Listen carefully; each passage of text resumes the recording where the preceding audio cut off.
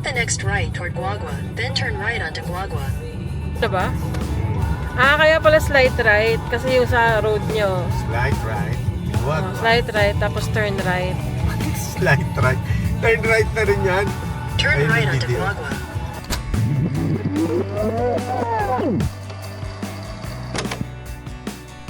Happy weekend, Sunday peeps! Welcome back to Domingo Days by Clarices. Oh, medyo matagal na tong footage na to pero worth sharing talaga. Pumunta kami sa Santa Rita, Pampanga. May original na plano, may target na destination, pero hindi naman nangyari gusto namin that day. Kasi nga nawala kami ng bonggang-bongga. May isang lugar sa Santa Rita na gusto namin puntahan, pero hindi talaga namin siya mahanap kahit ilang beses kami umikot. Nagkakamali na ng kanto at ayaw pa makikooperate ng signal at Google Maps. Kaya bumalik na lang kami. Medyo confused, medyo unsure kung saan kami kakain ng lunch.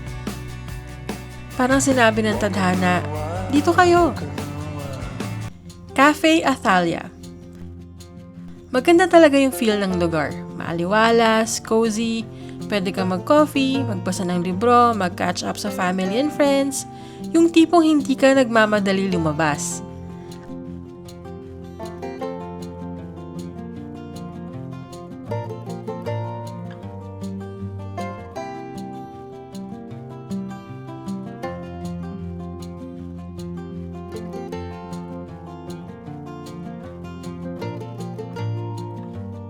Ang mga inumin, masasarap. Pero ang food, doon kami nagulat. Generous ang serving, comforting ang flavors, at affordable at sulit talaga.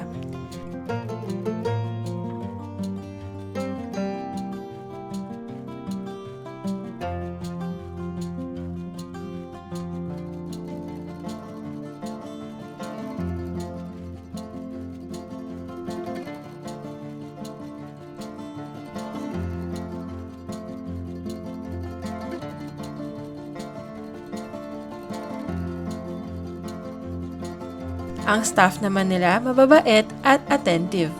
At may libreng parking pa, sobrang luwag. Bukas sila araw-araw alas 11 na umaga hanggang hating gabi. Minsan talaga ang mga hindi na plan na stops ang nagiging pinaka-memorable. Kung narating namin yung original na destination namin that day, hindi namin mapupuntahan sa Cafe Athalia. Parang ganun talaga minsan, may ibang plano ang tadhana at mas maganda pa. Kung gusto niyo makita ang mga cafe at food finds namin dito sa Pampanga, sundan niyo ang Clarices on Facebook and Instagram.